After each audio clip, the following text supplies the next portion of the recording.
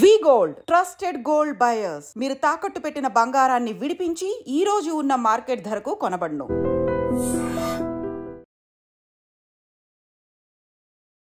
Hi hello నమస్తే, welcome back to our channel. నేను మీ వైషు. పెహల్గామ్ దాడి జరిగిన తర్వాత దేశం ఎంత తీవ్రతరంగా మారిందో మనందరికీ తెలిసిన విషయమే. కానీ రీసెంట్గా ఇంకొక విషయం వెలుగులోకి వచ్చింది.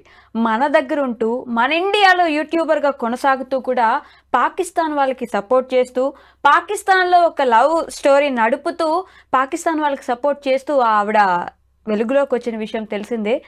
ఆవిడతో చాలామందికి రిలేషన్షిప్ ఉన్నట్టు పాకిస్తాన్ వాళ్ళకి ఆ విషయం కూడా తెలిసిన విషయం. కాకపోతే మరి అలాంటి సిచ్యువేషన్లో ఇప్పుడు మనం ఏం చేయబోతున్నాం? ఇలాంటి ఇన్ఫ్లుయెన్సర్స్కి, యూట్యూబర్స్కి మన దేశం ఎలాంటి చర్యలు తీసుకోబోతుంది? ఈ విషయం మాట్లాడడానికి ఈరోజు నాతో పాటు సోషల్ యాక్టివిస్ట్ కృష్ణకుమారి గారు ఉన్నారు. మేడంతో మాట్లాడదాం. Hello ma'am. హలో, నమస్తే. నమస్తే. బాగున్నారా? బాగున్నాను. సో మన దగ్గర ఉండి, అదే మన ఇంట్లో పెరుగుతూ మనకు వెన్నుపోటు పొడిచారు అన్నట్టు ఆవిడ మన దగ్గర ఉండి మన దగ్గర యూట్యూబర్గా చలామణి అవుతూ కూడా పాకిస్తాన్లో వాళ్ళతో లవ్ స్టోరీ కొనసాగించి జస్ట్ ఈ ఘటనకు 2 నెలల ముందు కూడా ఆవిడ పాకిస్తాన్కి వెళ్ళొచ్చినట్టు కూడా న్యూస్ చెబుతుంది. మరి వాళ్ళని ఏం చేయాలి అసలు? అంటే మన దగ్గర ఉంటూ అనే మాట వాడకూడదు నిజానికి. ఎందుకంటే మన దేశంలో పుట్టినవాడు మన దేశంలో ఉండకుండా, మన దేశ పౌరురాలు కదా. కాకపోతే ఇక్కడ కొరవడింది ఏంటి అంటే దేశభక్తి కొరవడింది. రైట్. ఆమెకు దేశభక్తి లేదు, అంతే. దేశభక్తి లేదు, చిత్తశుద్ధి కూడా లేదు. ఇక నీతి నిజాయితీ అంటారా, ఇక ఎన్నైనా అనొచ్చు ఆమెని. సరే, ఇలాంటి వాళ్ళు ఈమె అని అనుకోవద్దు. ఓకే. ఇలాంటి వాళ్ళు చాలామంది ఉన్నారు. అధికారుల్లో కూడా, మన దేశ అధికారుల్లో కూడా, సైన్యంలో కూడా అటువైపు ఒప్పందించే వాళ్ళు ఉంటారు. అలాగే ఆ దేశంలో మనకి సహాయకారులుగా ఉండేవాళ్ళు కూడా ఉంటారు. రైట్. గూఢచారి వ్యవస్థ ఉంటుంది కదా. పాత రోజుల్లో వేగులు వాళ్ళు అనేవాళ్ళు వాళ్ళని. ఓకే. ఒక రాజ్యంకి మీద దండయాత్ర చేయాలనుకున్నప్పుడు రాజు పంపించేవాడు వేగులు వాళ్ళని. పంపించి ఆ దేశంలో పరిస్థితులు ఎలా ఉన్నాయి, ఆ రాజు యొక్క బలం ఏంటి, బలహీనత ఏంటి అని కనుక్కుని రమ్మని చెప్పి పంపించేవాడు. ఆ వేగులు వాళ్ళు ఇచ్చిన ఇన్ఫర్మేషన్ బట్టే వీళ్ళు యుద్ధానికి వెళ్ళాలా వద్దా అనేది డిసైడ్ చేసుకునేవాళ్ళు. అంటే దీన్ని బట్టి అర్థం చేసుకోండి. ఇప్పుడు రీసెంట్ డేస్లో అది గూఢచారి వ్యవస్థ అయింది. అయితే ఇప్పుడు ఈమె మన దేశ పౌరురాలు అయ్యుండి పాకిస్తాన్కి గూఢచర్యం వహించింది. కరెక్ట్. అయితే ఇదివరకు రోజుల్లో ఇలా చెయ్యాలి అంటే చాలా స్కిల్ కావాల్సి వచ్చేది. చాలా స్కిల్ ఉండాలి. ఇప్పుడు జస్ట్ ఒక యూట్యూబర్ అయితే చాలు, ఏమైనా చెయ్యొచ్చు అనే దాకా అంటే పరిస్థితి ఈరోజు మనకి కనిపించింది. ఈ జ్యోతి మల్హోత్రా అనే కాదు, ఇంకొంతమంది యూట్యూబర్లు కూడా పాకిస్తాన్కి అందించవలసిన సమాచారాన్ని అందించారు. దానికి తగ్గ చిల్లర డబ్బులు కూడా తీసుకున్నారు అని తెలిసింది. రైట్. అయితే అసలు ఇది తప్ప ఒప్ప ఇలా చేయడం అని ఆలోచిస్తే గనక, అసలు మనిషికి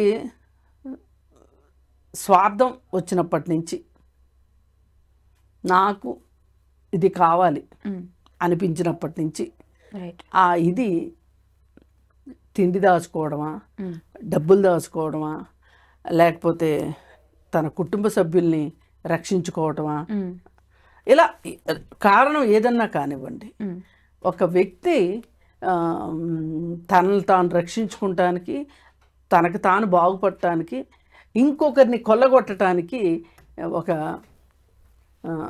ఏదో ఒక అవకాశాన్ని వినియోగించుకుంటారు. అలా వినియోగించుకునే దాంట్లోనే ఈ గూఢచారి వ్యవస్థ కావచ్చు, ఈ వేగులు వాళ్ళు కానీ ఉన్నారు. అందుకని జ్యోతి మల్హోత్రా ఏదో భూమి పుట్టిన తర్వాత ఈమె మొదటిసారిగా ఇంత దుర్మార్గం చేసేసింది, అన్యాయం చేసేసింది అని చెప్పి అనేకన్నా కూడా ఇది మనిషి స్వభావం, మనిషి యొక్క అమ్ముడుపోయే స్వభావం.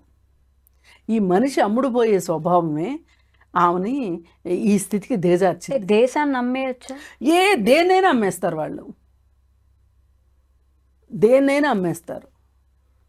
ఇంట్లో సామాన్లు అమ్ముకోవడం, మన ఇంటి దగ్గర మనుషుల్ని ఏదైనా దొంగతనం అబద్ధం చెప్పించడం ఓకే, కానీ దేశాన్ని అమ్ముడు పెట్టడం, దేశ సమగ్రతని, దేశ రక్షణ వ్యవస్థని కూడా అమ్మకానికి పెట్టేలాగా చాలామంది రాజకీయ నాయకులు ఉన్నారు.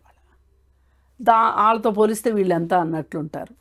ఏది ఏమైనప్పటికీ జ్యోతి మల్హోత్రా చేసింది చాలా చాలా నేరం. అయితే ఈమె ఎందుకు ఇలా పాల్పడింది? కేవలం డబ్బు కోసం ఇదంతా చేసిందా, లేకపోతే అసలు దీని వెనక మన ఆమె ఉద్దేశం ఏంటి అనేది ఆలోచిస్తే కొంతమందికి నేను ఏదైనా చేయగలను అనే ఒక ఓవర్ కాన్ఫిడెన్స్ ఉంటుంది. రైట్. అది ఏంటి అంటే వాళ్ళకి ఒక రకమైన టెంపరితనం అంటారు. అలా చేస్తేనే వాళ్ళకి కిక్కిస్తారు. కొంతమంది షాపులకి వెళ్ళి దొంగతనాలు చేసుకొస్తారు. చాలా డబ్బులు ఉన్న వాళ్ళు కూడా చీరలు దొంగతనం చేసే ఆడవాళ్ళు తెలుసు నాకు. అలాగే నగలు దొంగతనం చేస్తారు. నిజంగా వాళ్ళకి అవసరమే కాదు. ఒకసారి అయితే ఒక పెద్ద పొలిటీషియన్ కూతురు చీరలు దొంగతనం చేసింది. నిజానికి ఆ చీరలు ఆవిడకి అసలు లెక్కే కాదు. ఏంటి అంటే అది ఒక జబ్బు అనమాట. అయితే దాన్ని దీంతో కూడా కంపేర్ చేయలేము ఒక రకంగా. ఇప్పుడు ఈమెది ఏంటి అంటే నేను ఒక సాహసోపేతమైన పని చేశాను, నేను ఒక అడ్వెంచర్ చేశాను. ఏంటి దేశాన్ని నమ్మడం అడ్వెంచర్? ఇప్పుడు మనం చాలా సింపుల్గా మాట్లాడుతున్నాం దీన్ని. ఆవిడ వైపు నుంచి ఆలోచిస్తే ఈ చేరవేసే క్రమంలో ఏ ఒక్కరికన్నా తెలిస్తే గనక తల ఎగిరిపోతుంది మరి కదా. ఇప్పుడైనా తల తీసేయరంటారా? మన చట్టాలు అలా చెయ్యవు. మన చట్టాలు అలా చెయ్యవు. అంటే ఇప్పుడు చట్టం దృష్టికి వెళ్ళినప్పుడు ఒక రకం శిక్షలు ఉంటాయి, చట్టం దృష్టికి వెళ్ళనప్పుడు ఇంకొక రకం శిక్షలు ఉంటాయి. ఏదన్నా కానీ ఇప్పుడు ఈ జ్యోతి మల్హోత్రా గనక ఈ ప్రాసెస్లో ఎక్కడైనా దొరికినట్లయితే గనక అసలు ఎందుకు ఇప్పుడు ఆమెని ఏ పోలీస్ ప్రొటెక్షన్ లేకుండా తీసుకొచ్చి నడు రోడ్లో నుంచోబెట్టమనండి, పీస్ చేసేస్తారు. రైట్. అంటే చేసే వాళ్ళందరికీ ఎంత దేశభక్తి ఉందో అది వేరే విషయం, కానీ ముందైతే ఆ పని జరుగుతుంది ఖచ్చితంగా. అందుకని ఏంటంటే ఎంత అగ్రహావేశాలకి ఇవాళ సమాజం ఉంది ఆమె చేసిన పనికి. పాకిస్తాన్లో పెళ్లి చేసుకోవాలి అని వాళ్ళ ప్రియుడికి కూడా చెప్పిందంట అప్పట్లోనే. నేను పాకిస్తాన్లో మన ఇద్దరం పెళ్లి చేసుకున్నాం. ఇప్పుడు పతనం అండి ఇదంతా. ఈ పతనం ఒక చోటే ఆగదు. కాకపోతే ఉన్నంతలో బెటర్ ఏంటంటే గుడ్లో మెల్ల అన్నట్లు ఈ జ్యోతి మల్హోత్రా గనక ఒక ముస్లిం అయ్యి ఉంటే గనక వీళ్ళు ముస్లిం కాబట్టి వీళ్ళకి దేశభక్తి లేదు అని ఉండేవాళ్ళు. రైట్.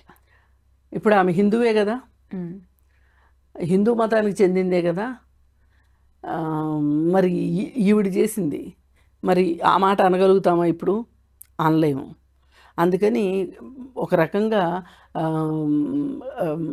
ఒక అతను శ్రీకాకుళంలో యాసిన్ రైట్ చేస్తున్నాడు, వాళ్ళ ఫాదర్ కూడా సాయం చేశాడంట.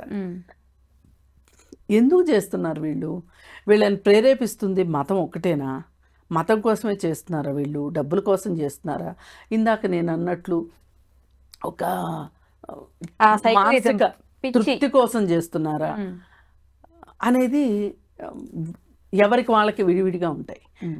ఏదేమైనా వీళ్ళని మట్టు కఠినంగా విచారించాల్సిందే, ఇట్లాంటి వాళ్ళని శిక్షించాల్సిందే. ఎలాంటి శిక్ష వేస్తే నెక్స్ట్ మన వాళ్ళు ఇంకా అట్లాంటి గూఢాచారం చేయాలంటే భయపడతారు? అసలు కాదు, నేను చెప్తా వినండి మీకు. ఉరి శిక్ష కన్నా పెద్ద శిక్ష ఏముంటుంది? ఏముండదు కదా. రైట్.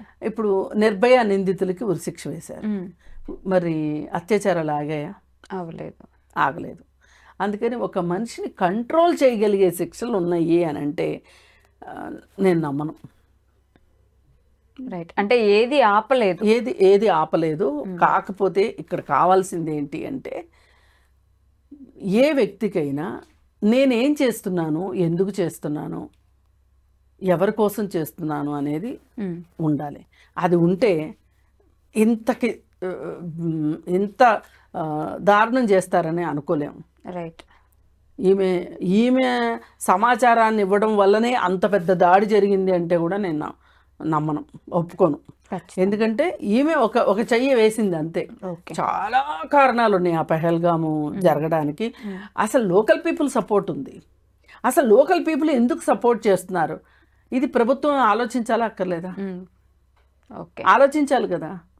ఒక మనిషి ఇప్పుడు మన ఇంట్లోనే ఉన్నారండి, 4 మనుషులు ఉన్నారు, ఒకళ్ళు అన్రెస్ట్తో ఉన్నారు, చస్తే చావని పోతే పోనీ అని వదిలేస్తామా? అసలు వదిలేముగా. మాట్లాడతాంగా కూర్చోబెట్టి, అసలు నీ అంట్రెస్ట్ ఏంటి, నువ్వు ఇప్పుడు ఏం కోరుకుంటున్నావు, నీకు ఇప్పుడు ఏం కావాలి అని ఒక డైలాగ్ నడుస్తా లేదా? భార్యాభర్తల మధ్యలో కావచ్చు, తండ్రి కొడుకుల మధ్య కావచ్చు, తల్లి కూతుర్ల మధ్యలో కావచ్చు, కుటుంబ సభ్యుల మధ్య ఒక డైలాగ్ అయితే నడుస్తుంది. ఏంటి, ఏం జరిగింది అసలు, ఏం జరుగుతుంది అసలు ఇంట్లో? మరి అలా కాశ్మీర్లో ఉన్న వాళ్ళతో ఉగ్రవాదులు అనండి, లేకపోతే అసమ్మతివాదులు అనండి, అలాంటి వాళ్ళతో మాట్లాడింది ఎక్కడ ప్రభుత్వం? ప్రభుత్వానికి అంత తీరిక లేదు. అందుకోసం ప్రభుత్వం తప్పు దీనిలో, ఈ పెహల్గాం జరగటానికి ప్రభుత్వం తప్పు కూడా ఉంది. అందుకని ప్రభుత్వాలు ఏదైనా సరే మొగ్గలో తుంచివే, అవి ఇంతంత ఒట్టింతటే అన్నట్లు అవ్వదు. అసలు ఒక చోట ఒక అశాంతి ఉంది అంటే అది చాలా ఎమర్జెన్సీ కింద తీసుకోవాలి. ఈ అశాంతి ఎటైనా దారి తీయవచ్చు. ఇప్పుడు అశాంతిలో ఉన్న మనుషులు ఏ సాహసానికైనా ఒడగడతారు, ఏ దుర్మార్గానికైనా ఒడిగడతారు. అలాంటి వాళ్ళని మనం మన మధ్యలో అట్టి పెట్టుకుని ఒక మానవ బాంబుల్లాగా తయారైపోయి మన సమాజానికి నష్టం కలిగించేలాగా, పైగా అమాయకపు ప్రజల్ని నష్టం కలిగించేలాగా చేయకూడదు. వాళ్ళకి ఏం తెలుసండి, టూరిజంకి అనుమతి ఇచ్చారు కాబట్టి, డబ్బులు ఉన్నాయి కాబట్టి ఖర్చు పెట్టుకుని వచ్చారు. నిజానికి అది చాలా మంచి ప్రదేశం అంటారు, అందుకే వచ్చారు పాపం. ఇలా ప్రాణాలు పోతే ఏంటి, ఎవరైనా వస్తారా చెప్పండి? రారు కదా. మరి అందుకే మనం ఆ వైపుగా జాగ్రత్తలు తీసుకుంటే గనక ఇలాంటి మొల్హోత్రాలు ఏమీ చేయలేరు. ఇది మన సైనికులు కావచ్చు, మన దేశంలో హోంశాఖకు కావచ్చు, రక్షణ శాఖకు కావచ్చు, ఇది ఒక అలారం అనే చెప్పుకోవచ్చు. రైట్. అలాగే మన సైన్యం నుంచి కూడా కొంతమంది పాకిస్తాన్లో ఉంటారు, గూఢచారులు ఉంటారు, ఉంటారు. అందుకని ఏంటి అంటే అన్ని దేశాలు అవలంబించేది ఇదే. ఏది ఏమైనా ఇప్పుడు మనకి దెబ్బ తగిలింది కాబట్టి మనకని ఎప్పుడుతుంది, మనం బాధపడతాం. Exactly. Okay ma'am, thank you so much. Thank you. నిజంగా ప్రస్తుతం ఉన్నటువంటి సమాజం దేనికి ప్రయారిటీ ఇస్తుంది? ఆర్థిక సంబంధాల చుట్టూ మాత్రమే తిరుగుతోంది. మళ్ళీ ఎన్నికలంగానే చాలా విరక్తి కలుగుతున్నాం. మంచి అనిపిస్తుంది కదా, లేడీస్ కూడా ఛాలెంజింగ్ జాబ్స్ చేసినప్పుడు చాలా బాగుంటది. ట్రాఫిక్ అసిస్టెంట్స్ గా నియమించిన ట్రాన్స్జెండర్స్ అందరితో సాల్యూట్ చేయించుకుంటున్నారు. ఫుడ్ డెలివరీ ఇవ్వటానికి వెళ్ళినటువంటి డెలివరీ బాయ్ అనిల్ పై కళ్ళ ముందు